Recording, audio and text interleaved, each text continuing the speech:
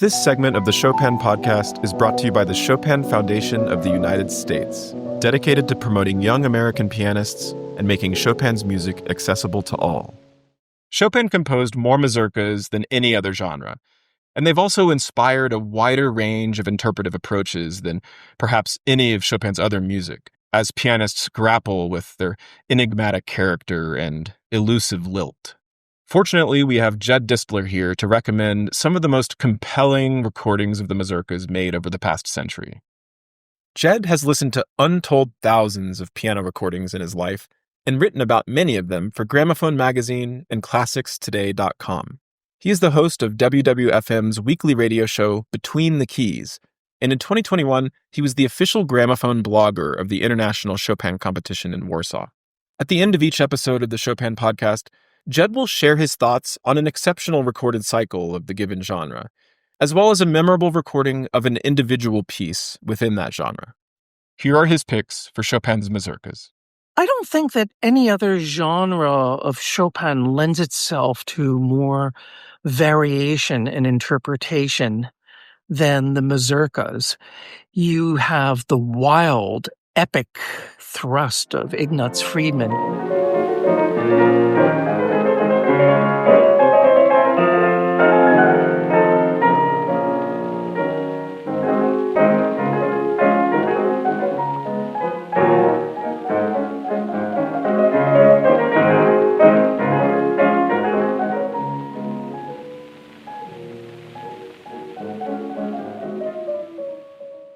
But then you have Maryla Jonas, who is a very intimate kind of poet.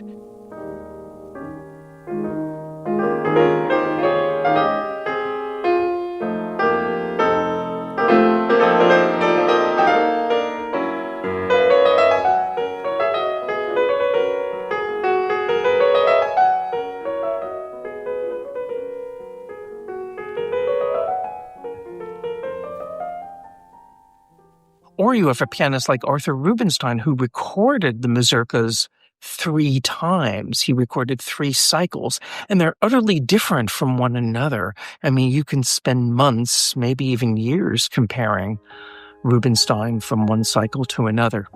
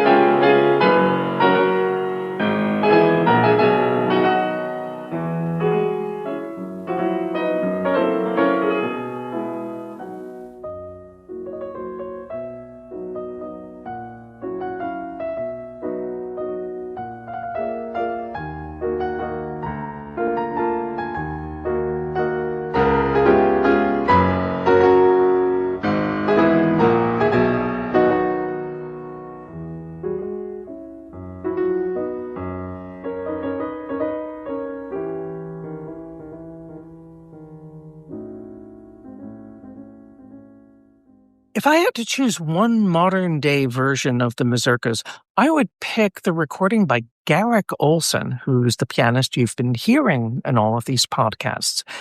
He understands the tradition of the mazurkas going back to Ignaz Friedman, but he's also someone who is very true to the text, but he's never rigid about it.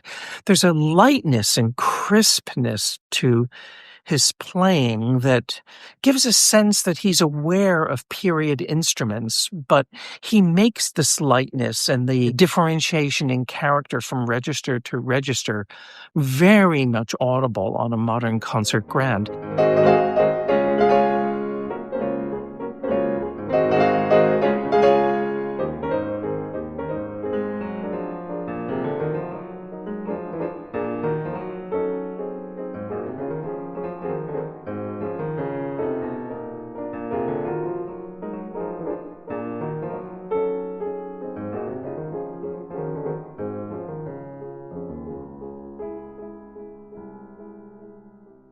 He also brings a lot of humor and dramatic timing to these pieces. His tempos tend to be on the bright side, but they're never hectic at all, far from it. But he also will play a very lyrical and somewhat tragic piece, like the Opus 50 number 3 C-sharp minor Mazurka, with heartfelt tenderness and deepness of feeling.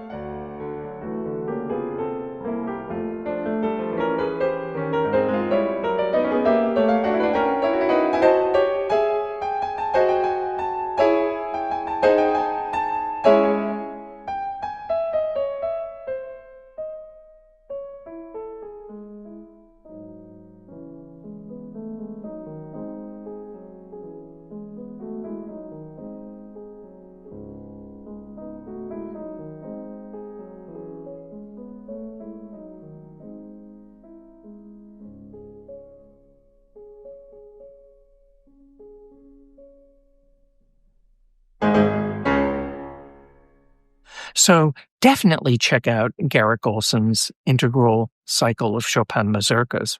I'm going to pick one individual recording of a Mazurka by Arturo Benedetti Michelangeli, who was one of the most accomplished and legendary and enigmatic pianists who probably canceled more concerts than he ever performed. But one piece that was pretty consistent throughout his career was the B minor Mazurka Opus 33 number 4. He played it on many, many concerts, and there are many recordings of him playing this in concert. And as he got older and older, his tempos got slower and slower, and the phrasing got more mannered and pretentious. But his very first recording of the piece, made in the early 40s for the Telefunken label, has refinement and tonal magic.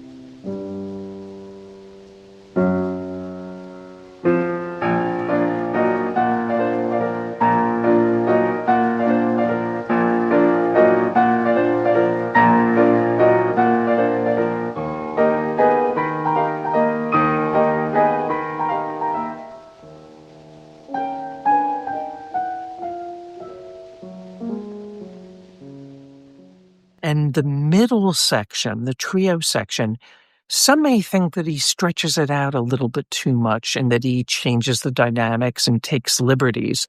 But he makes such an indelible impression here. And I think if Chopin heard what he did with this, I think the composer would understand.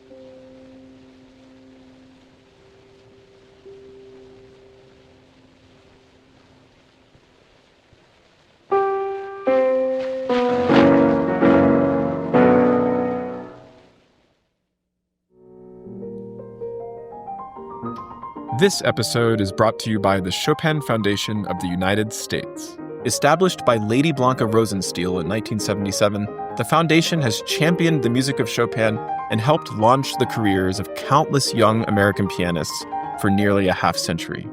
To support the Chopin Foundation, visit chopin.org/donate.